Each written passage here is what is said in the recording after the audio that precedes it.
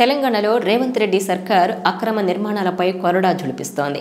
అక్రమ నిర్మాణాల కూల్చివేతలకు సంబంధించి ఏవి రంగనాథ్ ఆధ్వర్యంలో హైడ్రాను ఏర్పాటు చేశారు సీఎం రేవంత్ రెడ్డి. నిబంధనలకు విరుద్ధంగా అలాగే ప్రభుత్వ భూమిని కబ్జా చేసి నిర్మించిన నిర్మాణాలను అవి ఎవరివైనా సరే నేలమట్టం చేయాల్సిందేనంటూ ఆదేశాలు కూడా జారీ చేశారు సీఎం రేవంత్ రెడ్డి. ఈ నేపథ్యంలోనే ప్రభుత్వ భూమిని కబ్జా చేసి, చెరువులను కబ్జా చేసి, అలాగే ప్రభుత్వ భూములను ఆక్రమించి చేసిన నిర్మాణాలను కూల్చివేస్తూ వస్తున్నారు. ఈ నేపథ్యంలోనే ఇప్పటి వరకు దాదాపు 70కి పైగా అక్రమ నిర్మాణాలను కూల్చివేశారు.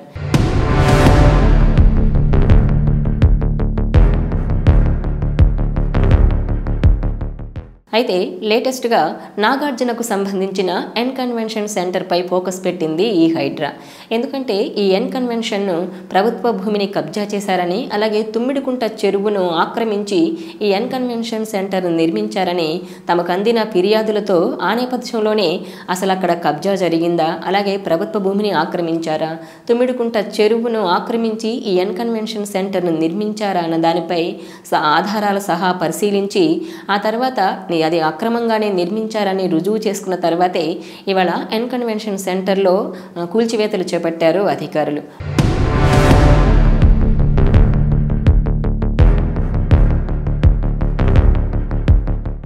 అటు భారీ భద్రత మధ్య ఇటు ఎన్ కన్వెన్షన్ సెంటర్లో కూల్చివేతలు చేపట్టారు. ఈ నేపథ్యంలోనే నాగార్జున హైకోర్టును ఆశ్రయించారు. అయితే హైకోర్టు మాత్రం మధ్యంతర ఉత్తర్వులు జారీ చేసింది. ఎన్ కన్వెన్షన్ సెంటర్లో కూల్చివేతలు ఆపాలని మధ్యంతర ఉత్తర్వులు ఇచ్చింది. ఈ నేపథ్యంలోనే తాజాగా స్పందించారు నాగార్జున.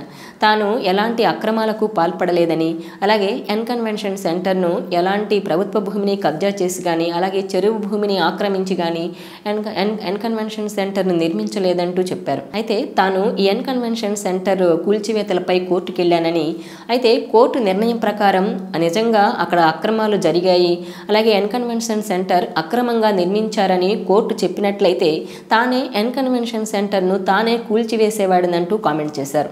అలాగే తనకు ముందస్తుగా ఎలాంటి నోటీసులు కూడా ఇవ్వలేదని, ఎలాంటి ముందస్తు సమాచారం లేకుండా అప్పటికప్పుడు హఠాత్తుగా ఎన్ కన్వెన్షన్ సెంటర్లో కూల్చివేతలు చేపట్టారంటూ కామెంట్ చేశారు.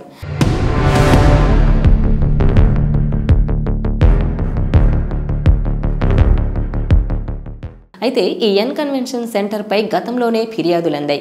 ఇటు బీఆర్ఎస్ ప్రభుత్వం అధికారంలో ఉండగానే ఎన్ కన్వెన్షన్ సెంటర్ను చెరువు భూమిని కబ్జా చేసి ఎన్ కన్వెన్షన్ సెంటర్ను నిర్మించారని అప్పట్లోనే ఫిర్యాదులు అందాయి.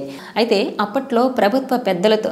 అప్పట్లో అధికారంలో ఉన్న ప్రభుత్వ పెద్దలతో నాగార్జునకున్న సంబంధాల కారణంగానే అప్పటి నుంచి ఎన్ కన్వెన్షన్ సెంటర్ను కూల్చివేతలు చేపట్టకుండా నాగార్జున అప్పటి నుంచే వాళ్లతో సంబంధాలు కొనసాగిస్తూ తన ఎన్ కన్వెన్షన్ సెంటర్ను కూల్చకుండా ప్రయత్నాలు చేస్తూ వచ్చారని, కానీ ఇప్పుడు మాత్రం రేవంత్ రెడ్డి సర్కార్ ఏర్పాటైన తర్వాత ఎంతటి వారైనా సరే అక్రమంగా నిర్మాణాలు చేపడితే మాత్రం వాటిని ఎలాగైనా సరే నేలమట్టం చేస్తామని ప్రకటించారు సీఎం రేవంత్ రెడ్డి. ఈ నేపథ్యంలోనే ఇటు రంగారెడ్డి జిల్లా, ఇటు హైదరాబాద్ చుట్టుపక్కల ప్రాంతాల్లో ఈ కూల్చివేతలు చేపట్టిన హైడ్రా ఈ నేపథ్యంలోనే ఇటు నాగార్జునకు సంబంధించిన ఎన్ కన్వెన్షన్ సెంటర్లో కూడా కూల్చివేతలు చేపట్టింది.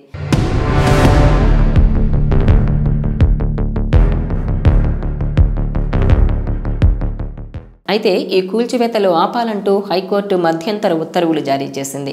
ఈ నేపథ్యంలో మరి ఏం జరుగుతుందో చూడాలి.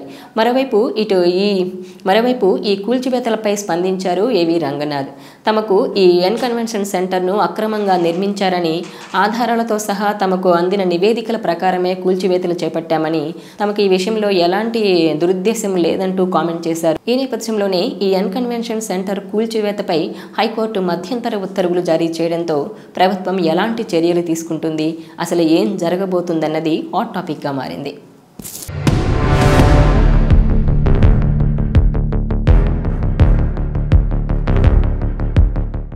ఈ వీడియో మీకు నచ్చినట్లయితే please share, like and subscribe R24 Telugu.